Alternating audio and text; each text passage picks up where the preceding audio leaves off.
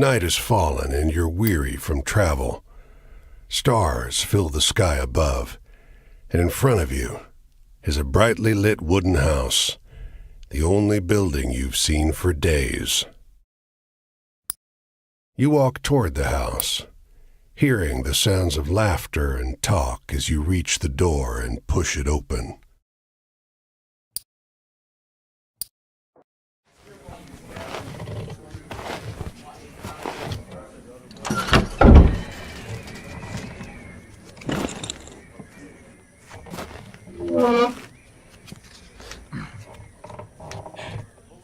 You sit down and join the game. It's a cheap buy-in, and not many of the other players are very good. The lady fiddling with dice gets good cards, but has no real strategy. The man to your right seems to just hold on to the highest cards he has, regardless of suit or any consideration of matches. The man in gray across from you, though, he's good. He already had the largest pile of coins when you bought in, and while your winnings grow quickly, you can't quite catch him. One by one, the other players leave the table, sometimes with pique or with wry humor, leaving their winnings with you or the man in gray.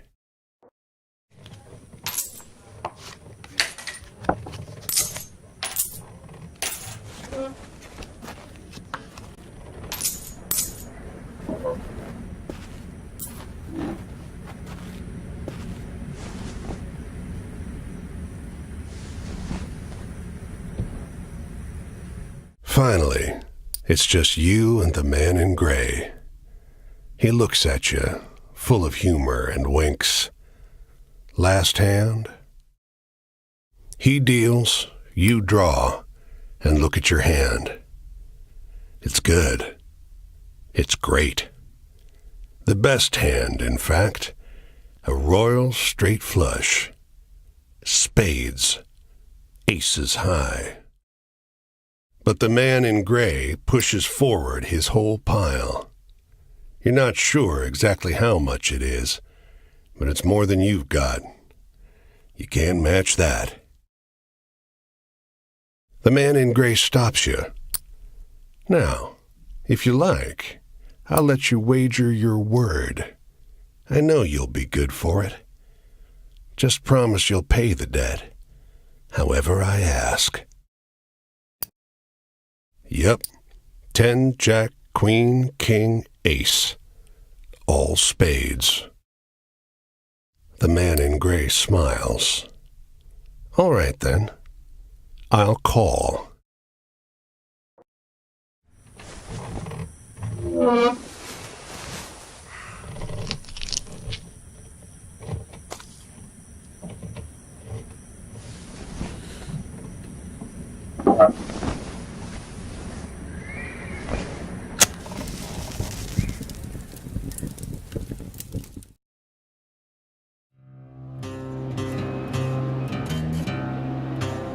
Well, your luck wasn't so good, was it? That's quite the hand, but not for the game we're playing. I'm afraid you owe me. Your life, sure, but more than that, your labor. You see, this land is built on stories. It's one big story, this country, woven of many small ones. Few of the small ones are strictly true, and the big story is mostly a lie. All the stories and songs and myths and legends start somewhere, with a seed. As they're told and retold and passed around, they grow and change to become the stories we know. To pay your debt to me, you'll be carrying stories, finding the seeds first and then spreading them, telling them onwards so they can begin gaining strength. This is no light task. Stories are heavy. Most of the stories you'll find will be small seeds. They might be true, but they'll grow wild and unbelievable with the telling. The more important stories are the true ones, the ones people will tell you about their own lives. Those often get lost in the weaves of the big story. The more true stories you can find and tell, the more you can weave that truth into the big story. Tarnish it a bit perhaps, but isn't a dingy and battered truth better than a shining lie? Now, go ahead. You tell me a story. I'll trade you some information about your task.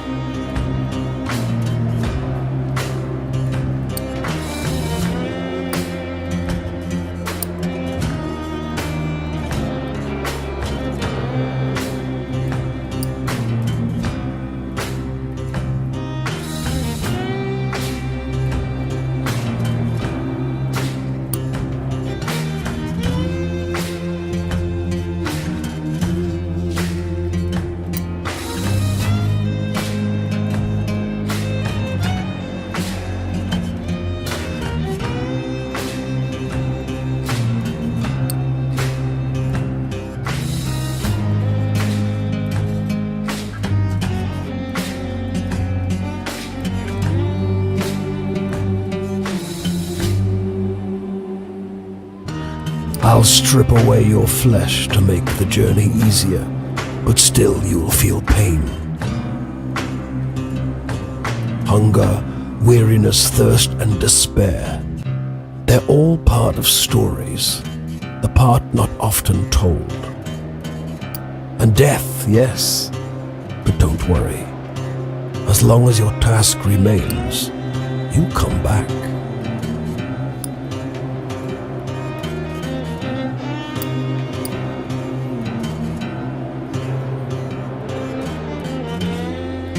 It's just luck. Funny how bad luck seems to follow the folks who already have problems aplenty. Well, try your luck out there in this country. See how the dice treat you. It's not all bad. You'll have to work hard, but I'll give you the gift for seeing the true shapes of people. Not many who can do that.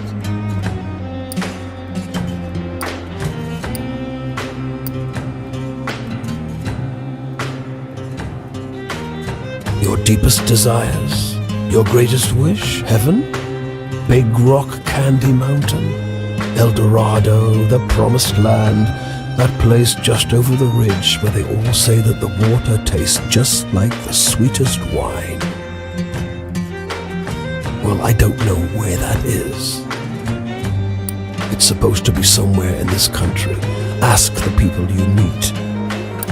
They're all searching for the same thing.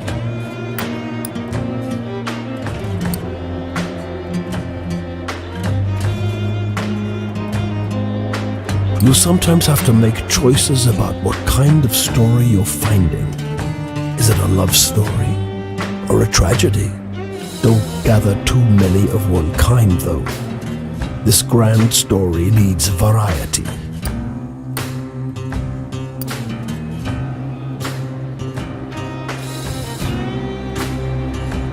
Travel? That's your job. Wander from place to place, gather those stories and spread them. People get bored hearing the same stories over and over. But an old cliché in one state might be a rip-roaring new yarn in another. Go on your way, seeker. Maybe we'll meet again, or maybe not. Either way, it'll be an experience for you. I'm jealous in some ways. I hope you find what you're looking for.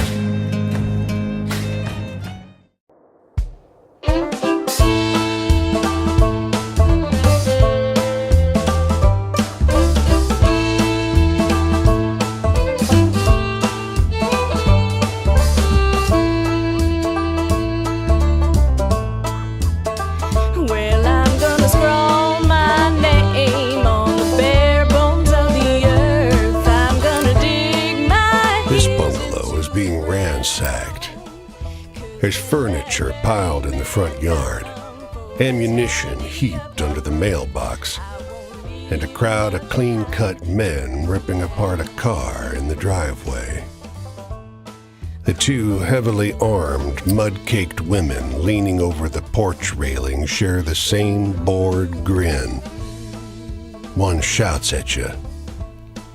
"Lend a couple innocent gals a cigarette?"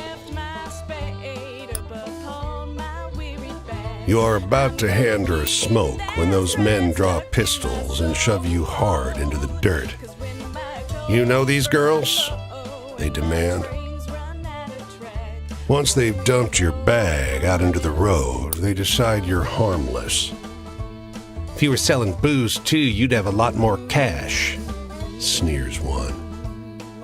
On the porch behind him, the two bootleggers are fingering their empty rifles, grinning in disappointment. And the sea, and when I'm cold and empty, they're the ones who'll bury me.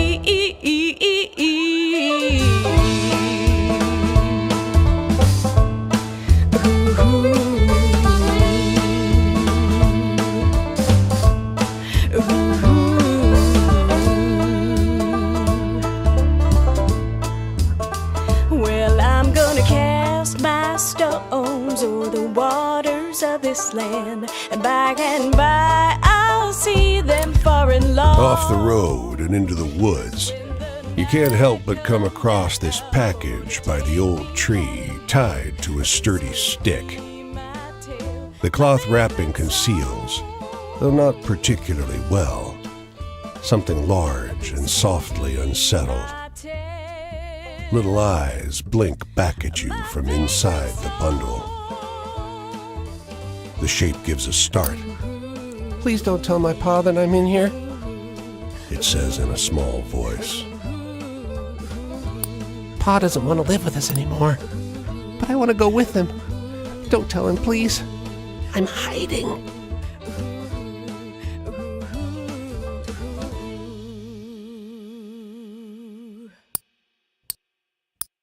His father must have been here at some point, but you sure can't see him now, Please go. He's coming back any minute. says the boy, growing agitated. He's going to see you talking to me. Please, go! He only calms down when you leave. You don't see another soul for miles.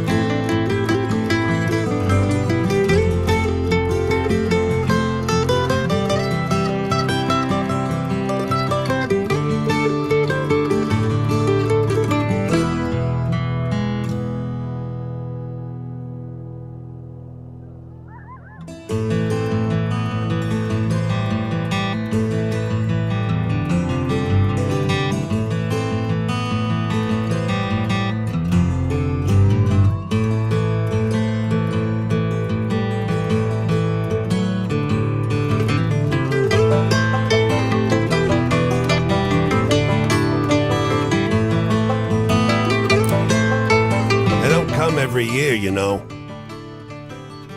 The old man is sitting at the edge of a rotting old pier, crooked legs dangling over the water. He watches a pair of seagulls preen and groom each other on a rock just off the shore. Just when the fishing is going to be good. He taps great, black, thick globs of spent tobacco out of a huge ceramic pipe. I got another year, I guess. Another year of this town being here, he replies. letting a grin spread across his face. If the seagulls came, that means enough fish to keep it in place.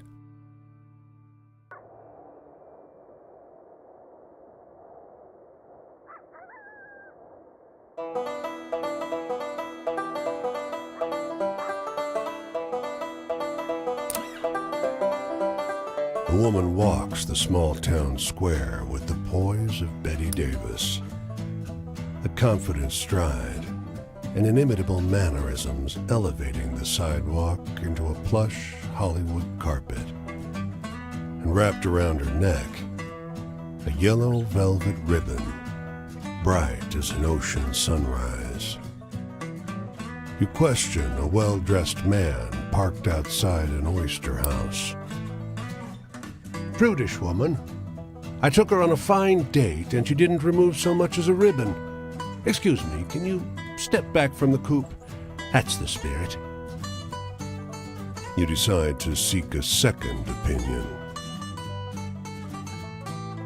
You talk with a waitress smoking outside a diner. Something funny about her. Just showed up one day. Doesn't work, doesn't live anywhere as far as I know. Just around. Myself, I'd love to know who made all her beautiful clothes. You ask the woman if you may join her at a public bench. You may. Lovely outside, isn't it? Her eyes are a beautiful shade of brown. Beneath the yellow ribbon, a thick, fibrous scar wraps around her throat. Weather like this, it reminds me of Paris.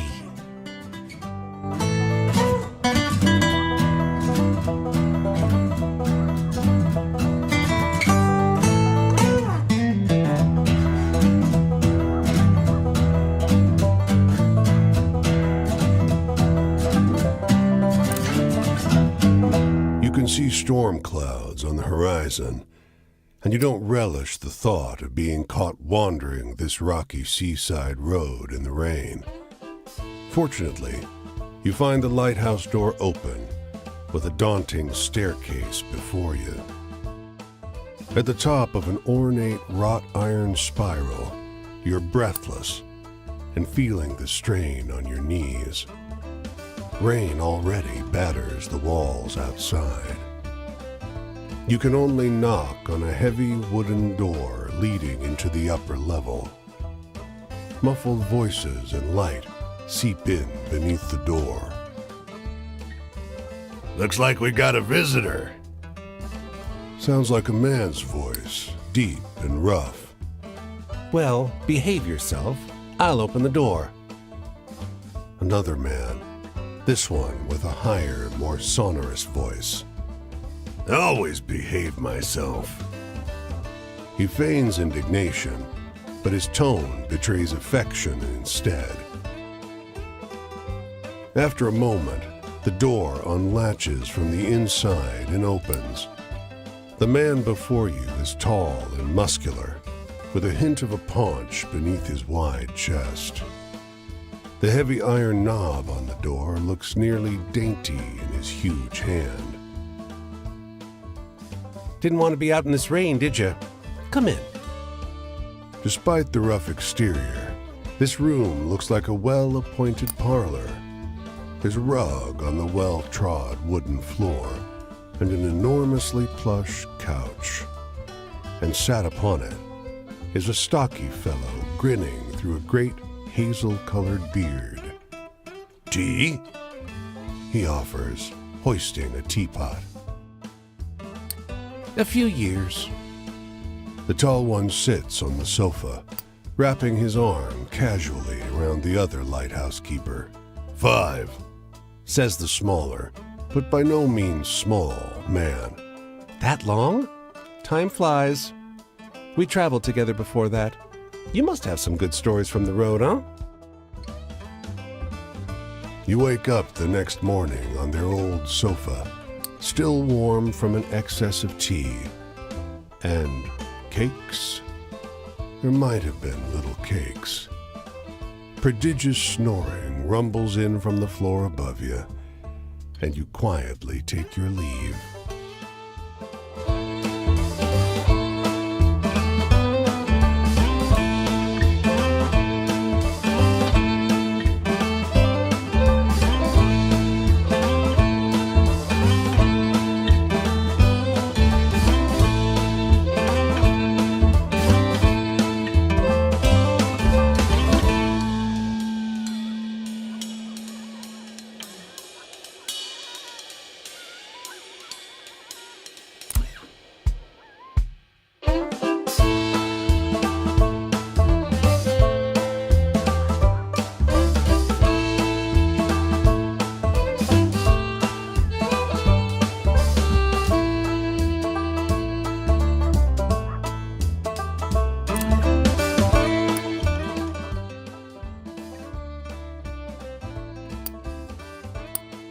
This city is like no other you've been to. Crooked streets splay out in a maze of narrow passages, no two alike. Soon, you find yourself in twilight, utterly lost. Bright light crests around one corner, a car approaching.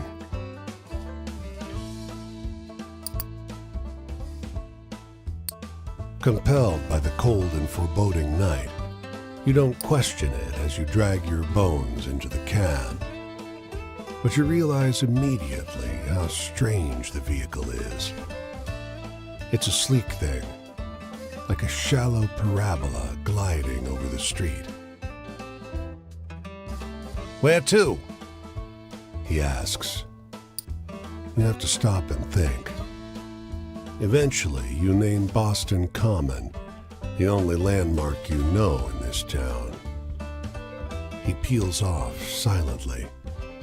You feel the car move before you hear the engine. He takes you through ever odder streets, flanked by painfully clean, gleaming buildings and signage for businesses you don't recognize. Even the air seems different. It doesn't smell so sharply of gasoline and coal. Eventually, you come to a stop. The fare's in glowing numbers above his dashboard. It's much too high, surely a mistake. "No charge," he insists. "You look like you need a break." And then you find yourself on the curb at Boston Common, under thick moonlight, in a city much as you'd left it before.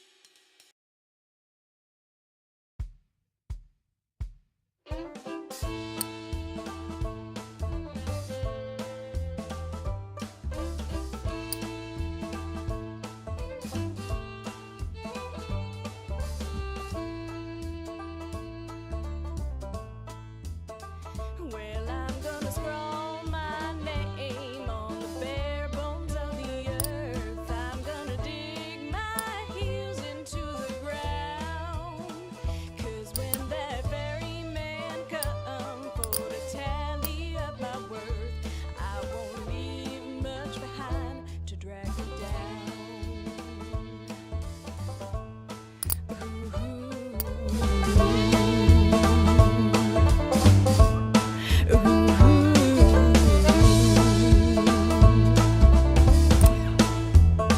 A dusty truck and a man on horseback pull up next to one another in front of the grocer.